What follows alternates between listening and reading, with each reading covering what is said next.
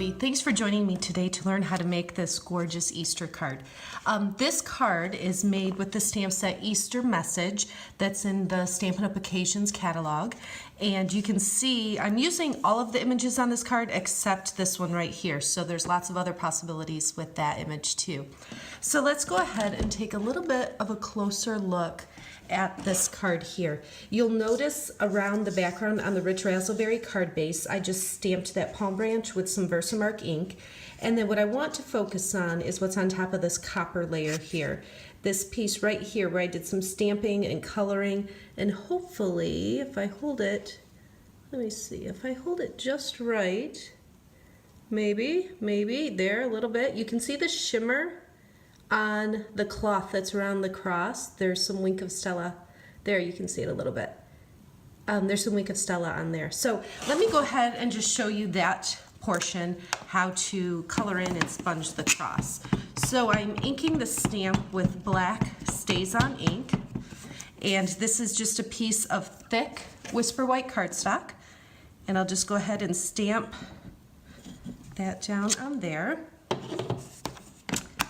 And then I'm going to pull in my watercolor pencils. I store mine in this clear case, and what I did is I just cut this from the package that they come in. I like being able to see each of the pencils and just store them on my shelf like this. So that's a quick little storage tip.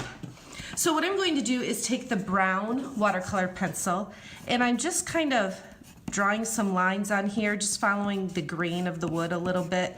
Obviously nothing very precise. A little bit over here. And then over this right here, I'm going to intentionally color that darker just so that stands out a little bit. Then I'll go back with my blender pen and just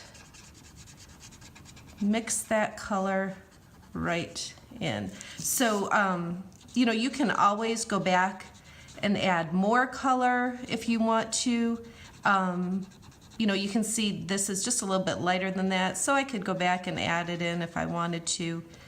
But it's nice to have a variation too to make it look a little more natural. So I'll just quickly blend that with the blender pen. And then come back up here and just go over that a little bit. But I did want that just a little bit darker to stand out. With a blender pen, you just swipe it till it comes out clear on the scrap paper. The tip will be slightly discolored, but as long as it comes out clear, you're good to go and use it on another color too.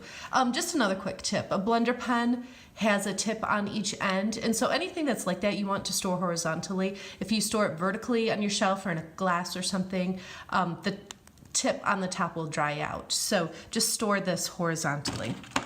Okay, next thing, grab another pencil, the gray one, and I'm just very lightly touching on some of these little detail lines on the cloth that are already part of the stamp. I just want that to be very subtle, and just blend those real quickly just to give it a little bit of depth. And swipe that again.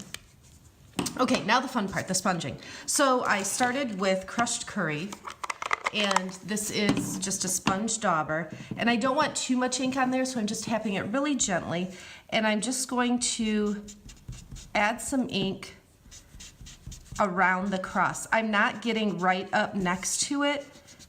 There's a little bit of white space between the image itself and the yellow crushed curry ink.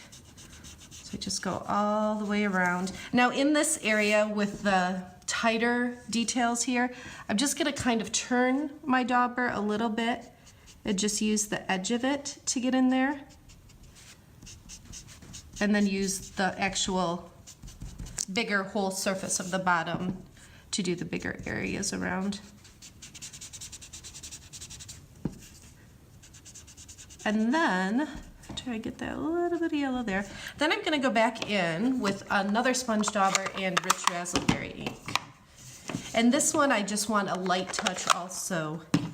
When I first did this card, I didn't do the sponging, and it just lacked a little bit. I needed to have it not be so stark white. And so that's what gave me the idea to sponge a little bit in the background. I'm just kind of swirling some circular motions to apply that ink. And again, I just, just want a light touch on that. I don't want it too dark for this particular card. So just like that, just to add that around the edges. And then, let me close this quick. The last thing I did was just added some clear Wink of Stella. Wink of Stella is something you do want to store straight up so that it doesn't leak at all. And this is one of those things where you just have to trust that it's so much prettier in person. If you've used the Wink of Stella, you know exactly what I'm talking about. It's just hard to capture on a video or with a photo. So I'll just go over that whole cloth. The shimmer, you do see it a little bit there. So, and then the rest is just layering. I added dimensionals behind this layer on the copper foil, and we already talked about the Versamark on there. So I know Easter seems like a long way away, but if you want to make cards, you'll want to order those supplies soon so that you have time to get them made without any stress. Also, Celebration ends March 31st, so if you order before then, you can get a free Celebration item with every $50 you order. Thanks so much for watching. For daily creative inspiration or to place an order, visit my blog. You can also find me on Facebook, Pinterest, and Instagram.